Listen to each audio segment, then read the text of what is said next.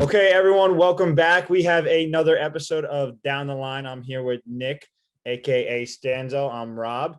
Um, for our YouTube viewers, you'll see I got a new little setup going on here.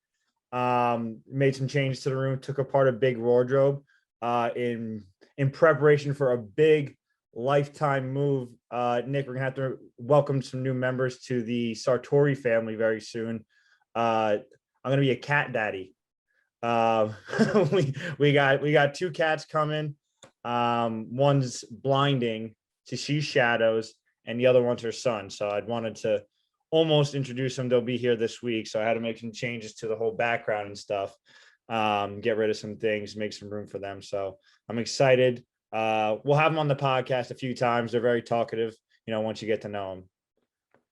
Yeah, we don't record for like a couple of weeks, and Rob's just getting cats. He's going through like a 43-year-old single woman's crisis at the ripe old age of 23. But no, it's exciting news. Absolutely, you gotta love that.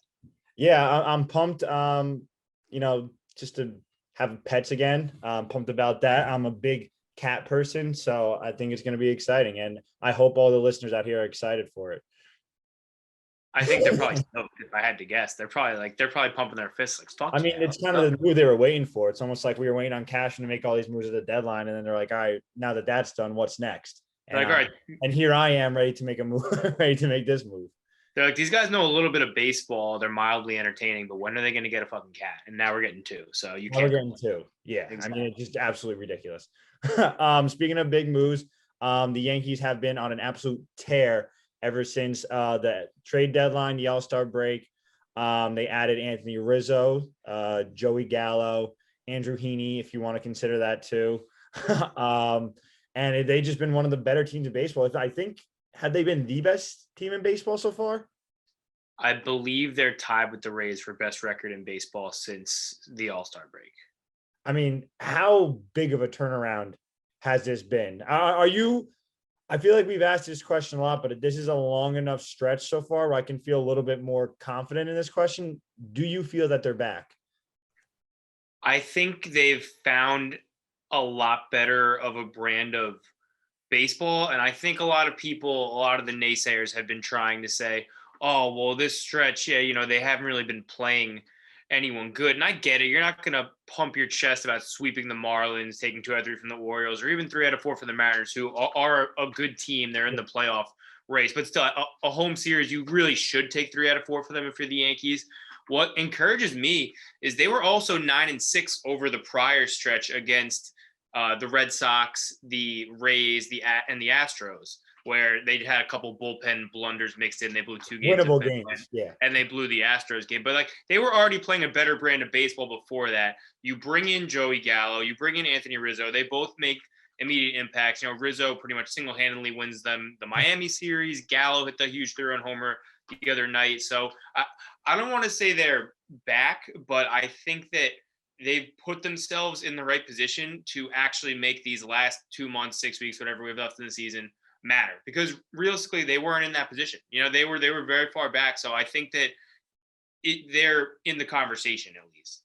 Yeah, I feel like it's given a chance for baseball to kind of return to the mean. People always talk about like over the long season, things will sort of start to come along the way that they should have.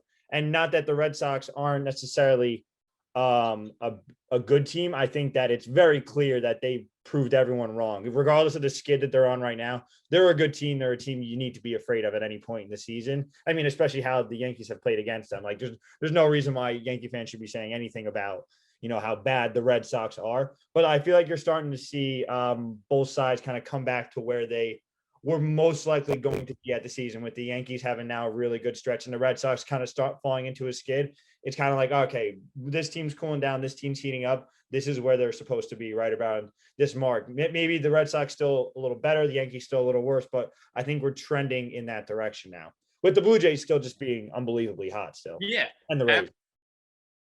Absolutely. And it's a cliche, right? You're never as good as you are when you're hot. You're not as bad as you are when you're cold. So I think it's hard to keep your emotions in check and just be objective about this all year long, especially the way the Yankee season has gone, the way the Red Sox season was going. I think you probably should have been able to say the Yankees are better than this, the Red Sox aren't as good as this. That being said, I see a lot of Yankee fans right now who want to bury the Red Sox the same way the rest of baseball kind of wanted to bury us. Like I think it was the Oakland A's broadcast said everyone wanted to write the Yankees off. Turns out that was a mistake. I'm not writing the Red Sox off either. They've had a tough stretch. They've run into some bad luck. Do I think some of his regression to the mean? Absolutely. But this is a team that's going to get Chris Sale back. This is a team that's going to swap Tanner Houck into their rotation for Martin Perez, which right there, that's a big upgrade.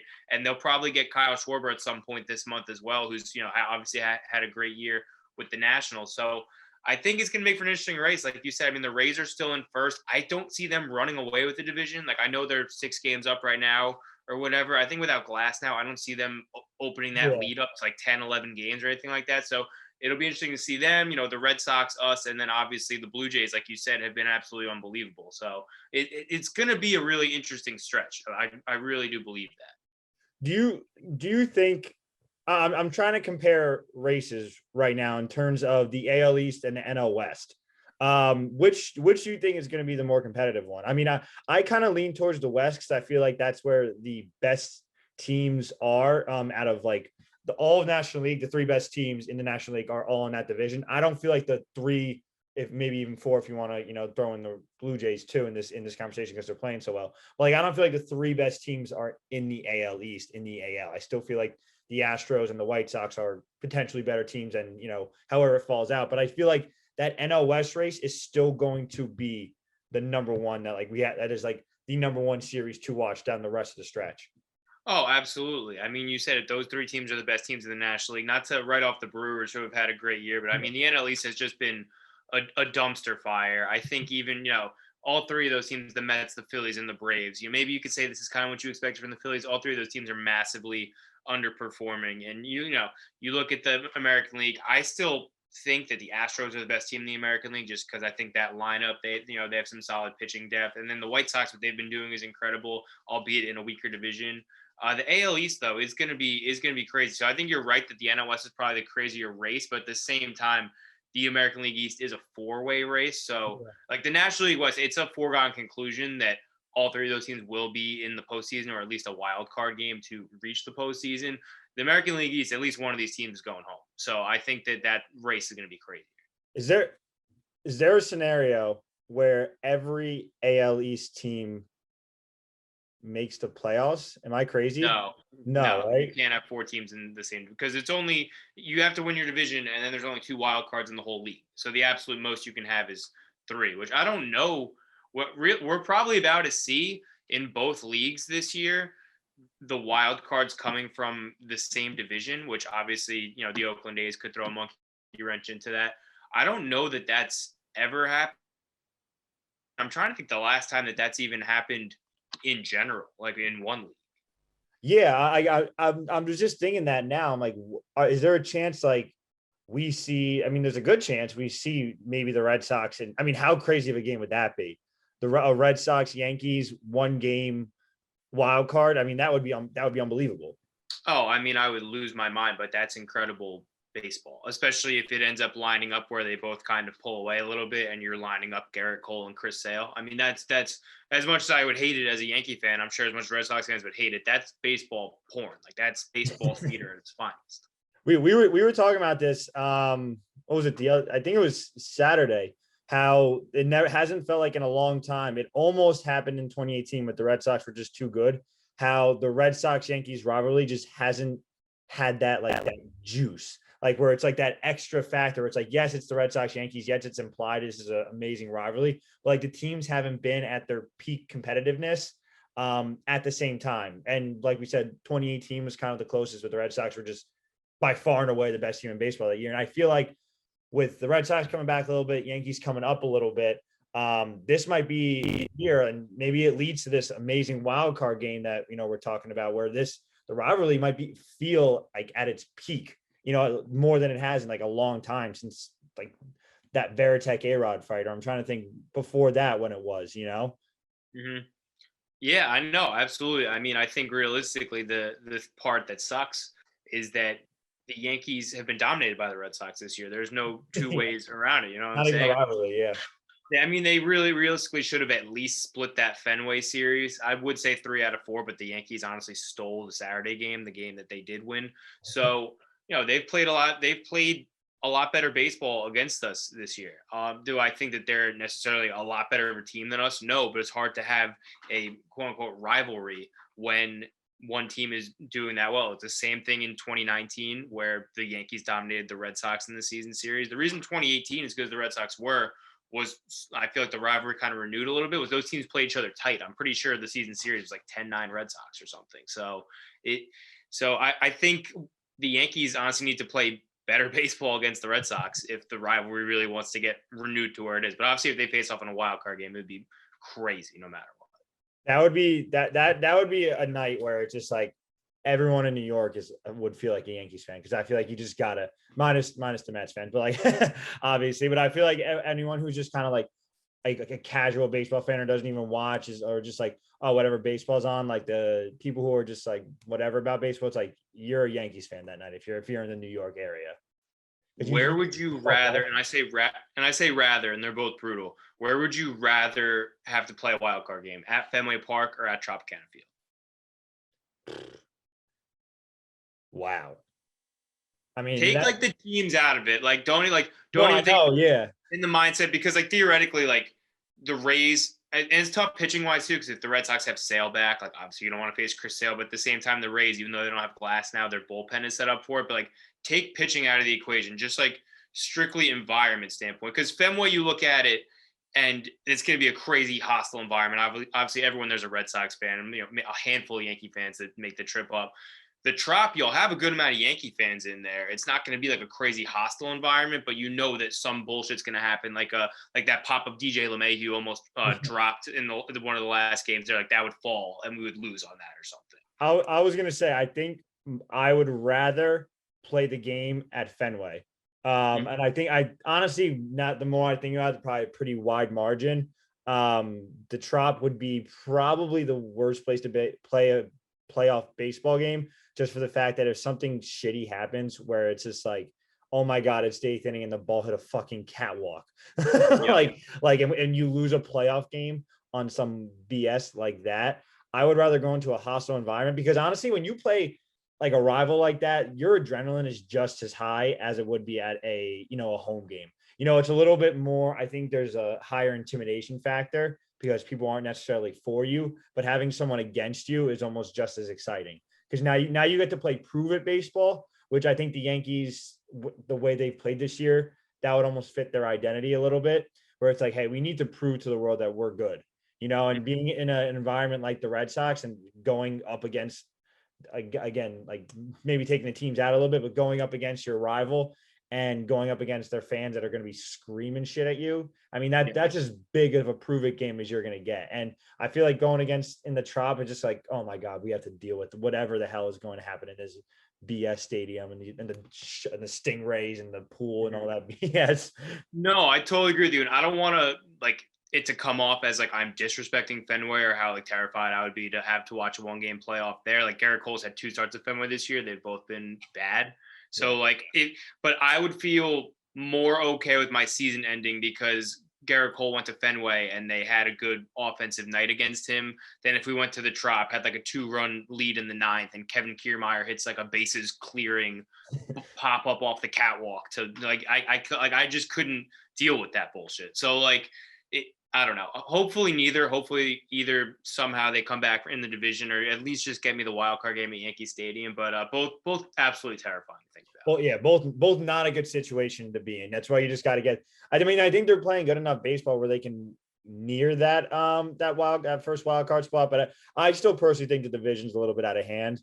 But I mean, it's fucking baseball. Anything can happen. Rays could. I didn't think the Red Sox were going to be in this bad of a skid. I thought they kind of had proved themselves worthy. And again, small skid. I don't want to talk down on the Red Sox. Like kind of we got talked down on for a little bit because again, returning to the mean and all that BS. But I mean, anything can happen. I mean, the standings are what they are. You're gonna go? No, and I agree. And look, if you look what the Yankees have done, really since that Mets blow up on July 4th. They played a lot better baseball. Like I said, they went 9-6 against some really good teams. It didn't feel that good because there were literally 3 brutal bullpen blowups in there, but still 9-6. You take that. And then I said before this stretch of 13 games, you got to go 10-3 against these teams. They're 8-2 so far. So if they go 2 out of 3 against the Royals, they'll have done what I asked. Then obviously the schedule gets tougher again with a couple games against the White Sox and the Red Sox coming back to the Bronx. But if they could just keep treading water, because now, of course, the injury bug is hitting them. Gleyber Torres on the IL. He's going to be out 10 to 20 days at least. Gio Urshela had a setback today. He won't come back this week. And then you're looking at, on the COVID list alone, Cole, Montgomery, Rizzo, and Gary Sanchez. So those guys will all cycle their way back throughout the next, week to 2 weeks. If they can tread water a little bit and they get these guys back, and you look at a rotation of potentially Cole, Severino, Kluber, Montgomery, and Tyone for the last 5-6 weeks of the season, that you can position yourself to make a run, but you can't fall further back than you are right now. That's for sure. Yeah. What are your expectations for Severino? And I feel like it applies very similar to Sale, and on what your expectations are for a guy, Severino more so because he's coming off more time off. I mean, what do you expect from him? Are you thinking bullpen? Are you thinking rotation? It's hard to say expect because, like you said, this is a guy we've seen make 5 starts since 2018 Yeah. ended. And the second half of 2018 wasn't particularly good, which honestly doesn't even really worry me as much anymore because I think it was just kind of foreshadowing that he had these issues. And I think his arm probably was fucked up then. Like he probably needed, he probably needed the surgery realistically in Yeah. 2018. So I'm hopeful that at this point he's at least himself again. I don't want to push him too hard. If he could literally just be a 5 and fly guy, like I don't expect him to pitch into the 6th inning really at all, maybe in October if he's built up that way. But if he can just come and give you like 4 to 5 innings every start, like every time out, like I'll take that. I really will, especially with, the Yankee bullpen has looked a bit better lately. It's added some depth with Clay Holmes and now Steven Ridings. So you don't need him to go 7 every time out, especially like I said, once you get the Montgomerys and the Coles and maybe the Klubers back. If he could just be a 4 or 5 inning guy that looks anything like a semblance of old Sevy, I'll be ecstatic.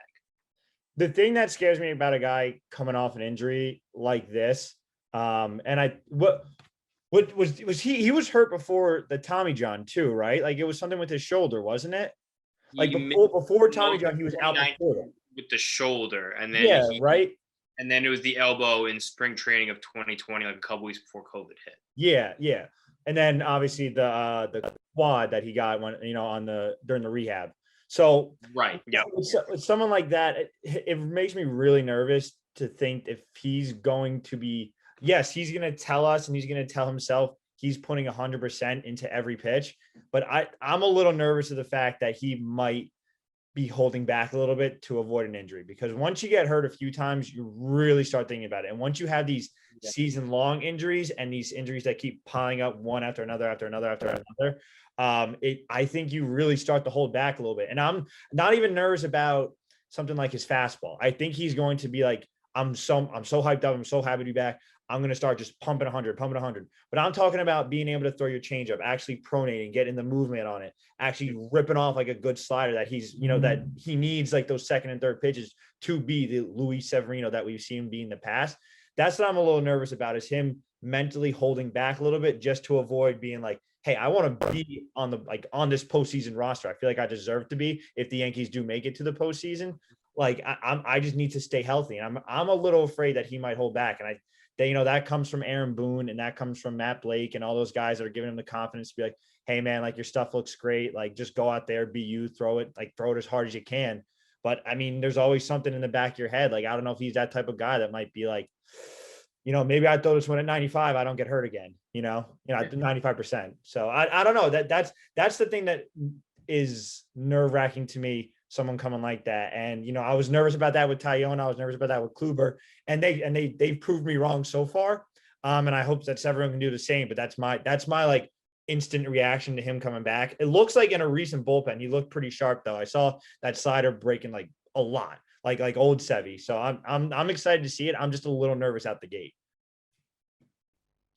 No, and you're right. And look, I know you just said you've got proven wrong by Kluber and Tyone, but I mean, only to a degree, and I'll Yeah. explain it. Tyone, yes, of course, he's been unbelievable. Like, has figured it out. Like, super happy for him. Stoked to have this guy around next year again. But if you look at how long it took him to figure that out, and that's through no fault of his own. I mean, the guy missed 2 full years of baseball, plus to come back. I know he changed up his mechanics a ton. I don't know if Sevy's doing anything different or not, but I know Tyone, since he was a two-time Tommy John guy, he pretty much very much changed up everything he was doing. So it was going to take him a while to figure that out. Sevy pitches, I think, a rehab start on Friday, and if all goes well, then they're going to bring him back up. So if you're looking at like August 20th or 23rd, whatever, for his first appearance, how much time does he have before October to really figure it out? You're talking about 3 or 4 starts. So it it's tough.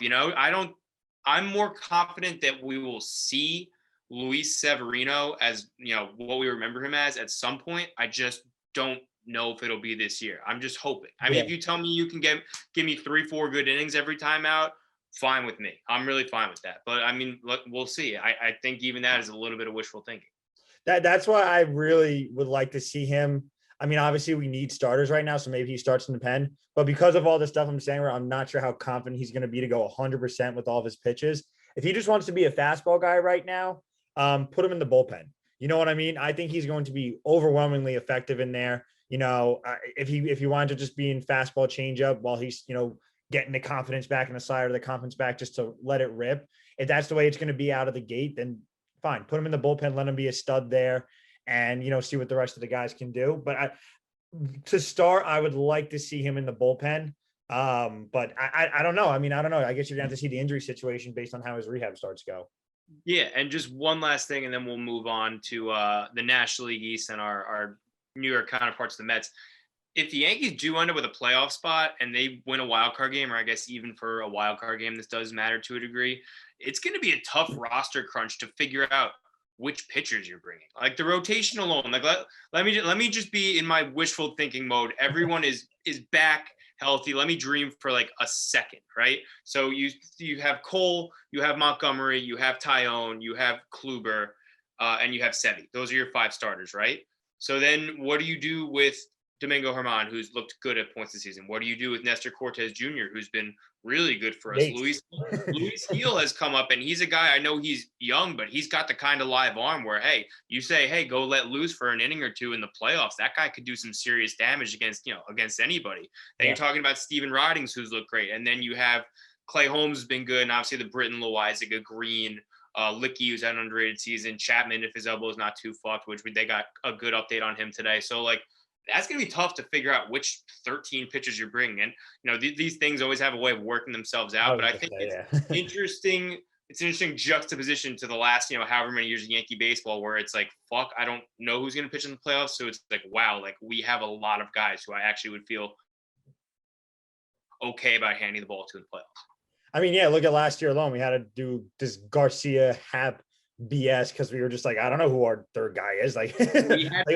who the hell is throwing that five game? We had to do some BS. We're starting this guy, but this guy's actually throwing, and look how that backfired. This year we can have most, again, obviously it's all wishful thinking, but we have a rotation where we feel like we can at least be confident in some of these guys and hand the ball to them and know that they have experience or talent to get a job done. Yeah, we had like 5 pitchers for a 5-game series in 5 days last year. Like Cole, Tanaka, Green, Britton, Chapman. That was pretty much it. Yeah, that was disgusting. But no, you're right. Moving over to the NL. Yankees have been hot and the Mets have not. And this is my personal opinion. I think that the Mets should have gone a little harder at the deadline.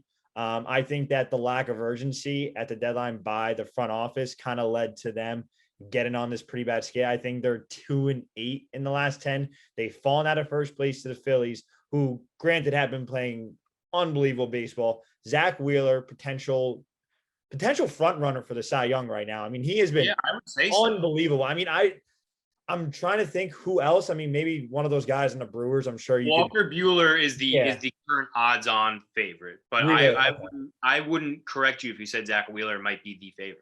Yeah, I mean, he has been the ace of that staff. I mean, as good as Nola is, as talented as he's a stud.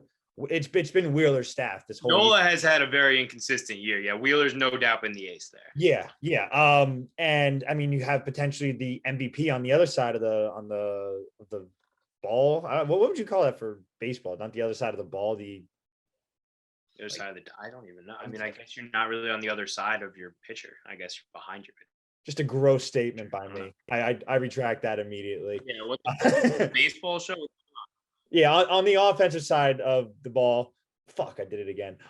It's football season. Bryce Harper's the MVP. Okay, as of right now, Bryce Harper's leaning for the MVP.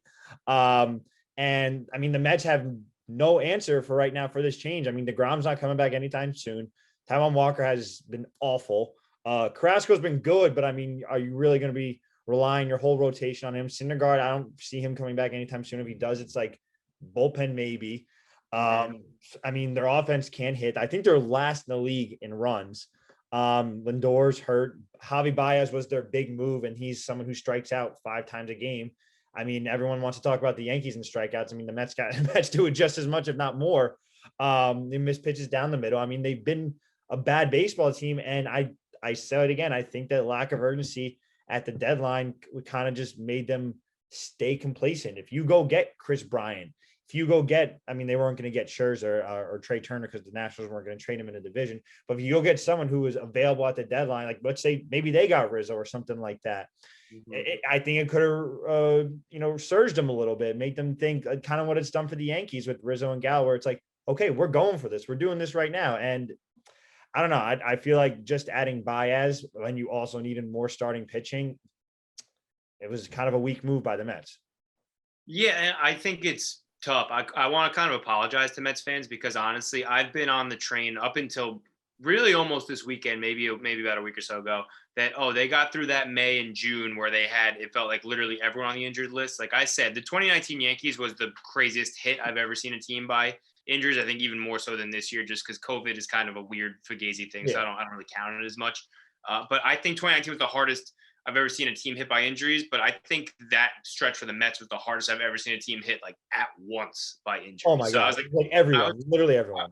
I was like, if you get through that, you can get through anything. Well, they're a little healthier, but their ace and superstar and would have been the MVP, Jacob deGrom, is back in September, maybe. Like it's pretty vague on that front. Taijuan Walker, who looked like the best free agent signing of the entire offseason, maybe, has really, really regressed a lot.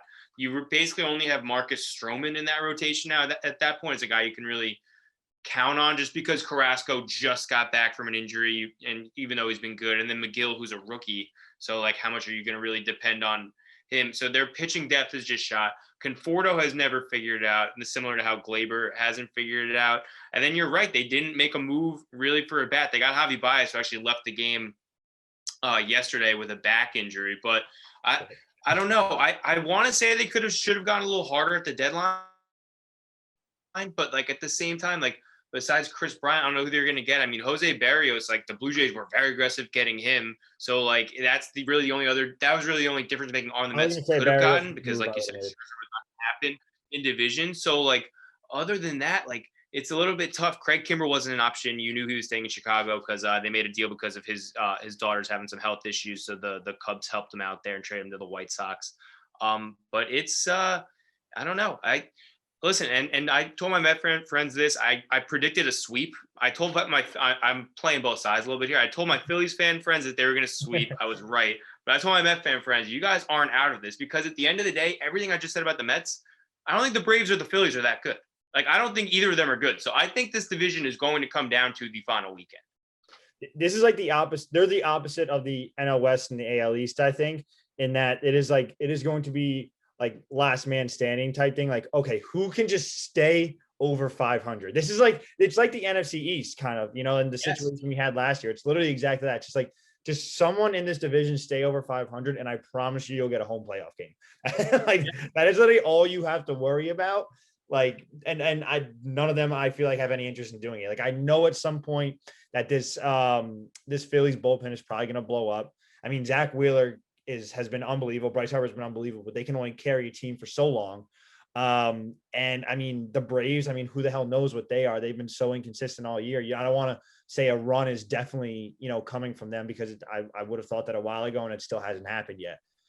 So I mean, whatever the hell is going to happen with that division is just absolutely up in the air. Yeah, and I've loved this playoff format. Like I'm stoked that they're back to the wild card game, 5 teams in each league. But I think this might be one of the first times I'm really seeing a flaw with it. Just when you think about it from the perspective of the Dodgers, Giants, and Padres, one of those teams will be done after one game. Yeah. And then we're going to watch one of them face off in the NLCS with either the Brewers, the Mets, the Phillies, or the Braves. So like the fact that the Philly, like one of those teams is going to be there, like that kind of, hopefully it's the Brewers, honestly, just because the Mets, if they get healthy and you get DeGrom back, just because I would at least want a team that like pitching wise can match up with one of those teams a little bit. But I don't know. I think it feels a little bit weird that we're talking about how the 3 best teams in the National League, only one of them is going to make the NLCS. If you bring that up, if you're the Dodgers, who starts that wild card game? You have Max Scherzer, you have Clayton Kershaw, and you have Walker Buehler, who, like you said, is the front runner for the Cy Young. You have arguably the best pitcher in the league this year. You have Clayton Kershaw, who's been the ace of the NL for as long as we can remember. He's been just, whether or not he's been the best pitcher, he's been the guy that, the Aaron Rodgers, if you will, just the guy who's always just good. Then you have Max Scherzer, who's probably just like that Peyton Manning type, where he's just, just always just as good. So what the hell do you do if you're Dave Roberts in that situation? Like, do you start the best, or do you start like you got to tip the cap to Kershaw, just being like, hey, this is your team? Or do you pitch Scherzer if he's pitching the best? Like, fuck, I mean, what a decision. I would guess Kershaw is probably out of the running just because he's had some health issues. I think is he still on the IL, or is he back? Last I saw, he was still on the IL, but I think he's coming back soon. Like it wasn't that bad of a stint. So I'm just gonna assume that they probably wouldn't go to him. I think they would probably go Walker Buehler just because, like we said, he's the odds-on favorite for the Cy Young right now. He's been the guy. I think he started, if not all, at least a couple of their game ones last year and in the prior years as well. So I would say Walker Buehler, but I mean at the same time, it's tough to turn down the opportunity of Max Scherzer getting the ball in a winner go home game. Like that guy is just the ultimate like fuck you like mentality on the mound. I mean, how do you be? It's remember when the Orioles lost that game, and it was like it was like a wild card game a couple years ago, and it was like they left Zach Britton in the pen because it went like extra innings. Like, oh, you wanted to save him for a close opportunity. It's like, how do you turn away saving Max Scherzer or saving Clayton Kershaw in this situation? Like, what an embarrassment of riches the Dodgers have to start. And the thing is too, especially in these races, I think, the NL West and the AL East both could come to this. It's not always the scenario that, before the final weekend of the season, you're definitely in that wild card game. So who says you're not throwing Max Scherzer in game 161 or game 162 to try, especially like I said, it's a guarantee those NL West teams will at least be in the wild card game. But what if you're flip flopping with the Giants to see who has the home game, or the Padres see who's home? So the luxury of saying, but I'm going to throw Max Scherzer to get myself home field advantage. And then we're going to come home on Tuesday for the wild card game. And then I got Walker Buehler in the tank. So that's it's crazy that that's the position they've put themselves in. And we're still talking about them potentially being sent home after one playoff game. So this is just a fucking weird year for baseball, but I mean, you have to love every single second of it. I feel like for some reason I have to blame Rob Manfred for that. Someone needs to be blamed for this. And I don't know. He seems like the right guy. Yeah, I mean, I generally enjoy blaming him for most things. So yeah, no objection for me. I think we can settle on that. Yeah. Last thing I want to cover is this Field of Dreams game we got coming up. Have you ever seen the movie Field of Dreams? So I've seen bits and pieces of it. I've never really watched. I'm a big baseball movie guy. You're a bigger movie guy in general than I am. Field of Dreams is not one I've ever really gotten around to watching. Believe it or not, me neither. I've seen the clip of the guy who plays Darth Vader, James Earl Jones, just doing a lap around it and talking to all the baseball players, and sits back on. He's talking about how baseball is beautiful and all that stuff. He's walking around like the corn and the bench and all that stuff. I've seen that like the clip of it because it's a famous clip. Other than that, never seen the movie. I couldn't tell you why this guy decides to just build a baseball field and bring back these legends of baseball, nor why all of a sudden these guys will just come to said field for, again, a reason unknown. I'm sure it's a great movie, but even without knowing anything about the movie, I think this is going to be such a cool game to watch. It's going to be a cool setting, and two good teams. And obviously it's fun to watch your team in this. I think I gotta watch the movie because, like, to be honest with you, I'm not like that juiced up for it. Like, I feel like I was honestly more excited for the London series, and this kind of snuck up on me. Like, it was supposed to be last year. Now with all the COVID, like Andrew Heaney, I think, is pitching for us. So like, whatever. I don't know. I'm more excited just because it's Yankees White Sox. Like, it's a good baseball matchup. Like, than I am that it's like the Field of Dreams game. Like, it's great. You mentioned James Earl Jones. When you say James Earl Jones baseball movie, I know he's in Field of Dreams. I think Sandlot right away. Yeah.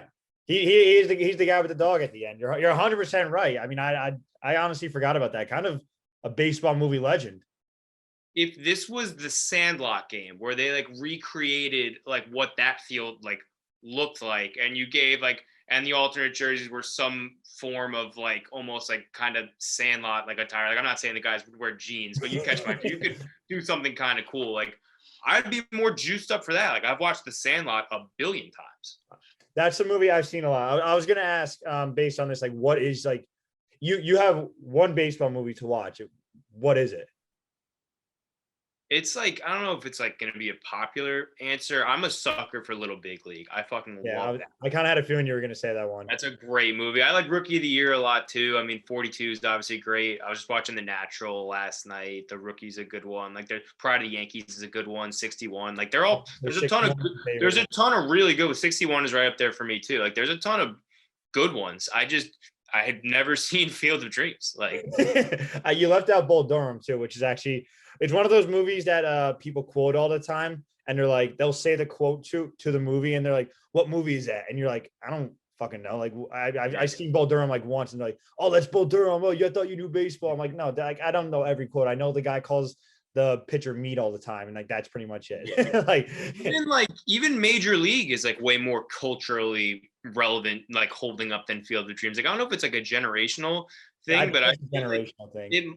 I guess it must be, but like, I don't know. I feel like it's not that Field of Dreams isn't that much older than like some of these other movies that we're naming that hold up. I don't know. I need to watch it. I need to watch it honestly before I can really say. But I think it's a very cool setting. Like, people are gonna come out from the cornfield, the whole cornfield. Like, I don't know what they're gonna do if someone like smokes a line drive like into the corn. Like, what the hell happens then? I don't really know the rules of it, but it's a good idea. I'm glad MLB is kind of doing something a little like this. Almost seems like a little like semi-pro. Do you know what I mean? Like, it seems like a little something like free hot dogs, Jackie. Like like something just like a little promotional. But I'm kind of glad they're doing it because it seems like a shift in, kind of appealing to the old generation while also doing something really different, appealing to this younger generation. We're like, well, I have to see this, Yeah. And I love when they do any of this stuff. Like, especially like you're talking about 162 games, even for the most diehard fans, it can get kind of mundane to a certain point, right? So like when they did the London series, as gimmicky as that was, with whatever, there was like 50 runs in the 2 games, like it was still like cool to see that they were just playing somewhere else, or they do like the Williamsport game or whatever. So I'm excited that they're trying it. It's just like, for as juiced up as I should be, since I haven't seen the movie, like it's not among my favorite baseball movies, like it's just like not doing it for me as much. Yeah, they gotta do a field or a game in like in a Billy Bean's like front office or something like that. Like, just find a way to just I forget Moneyball diamond in that Moneyball like gym that he had, and just rip line drives off the wall like it's like some indoor fall league or something. Yeah, I don't know how I just forgot Moneyball when we were talking baseball movies. But Moneyball is my number one. Moneyball is my number one. No, I think honestly, I retract my Little Big League answer. I do like Moneyball better. I kind of forget it sometimes because it's a little bit more recent. Yeah, and it's a more drama. It's more drama based. The other ones are a lot more fun. like baseball's America's history type thing. Right. This one's a little bit more about like character driven and all that stuff. And, it's like the new era of baseball with the analytics and stuff. So that I forget about it sometimes too as a baseball movie, but whenever I watch them, like I need to stop what I'm doing and watch Moneyball. My only gripe with Moneyball is that they just gloss over the fact that they had Barry Zito, Mark Mulder, Tim Hudson, Miguel Tejada, and Eric Chavez all in their primes and act like Scott Hatterberg and Chad Bradford were the ones carrying them to that 20 whatever game win streak. But other than that, it's a great movie. It's funny that they do that too. I don't hate it. It's just like these aren't the guys. Like they don't really matter. We always say it. If you watch Moneyball as a comedy, it's a hilarious film. Absolutely hilarious. Unbelievable. It's a drama, but it's a comedy. Come on, let's be honest. Dude, I laugh a little bit every time he says, "But can he get on base?" But can he get on base? I mean, we've also made fun of it a lot, but it's a comedy. It's a comedy. Oh, it's a great movie. Yeah. All right. I think that's all we had. Do you have anything Ugly else? Girlfriend, no confidence. No confidence. Absolutely amazing. Absolutely amazing. Brad Pitt, great job. Fat Jonah Hill. Yeah, can't beat that. No, I think that's all we had for this week, unless you had anything else. No, we're all good. Leave us a couple comments, upvotes, downvotes. I figured out downvotes also help our YouTube too. So if people want to downvote us, I'm fine with that. Make it hurt. Make it sting a little bit. Alexa, play Marvin's Room. Yeah, I was gonna say we'll end this episode with just Marvin's Room, Cups and a Rose. Cups of the Rose. It's copyright. Can't say the next line. Shit, yeah, no. That's, Sorry, Drake. All right. All right. We'll see you guys next week. All right, later, skaters. Peace.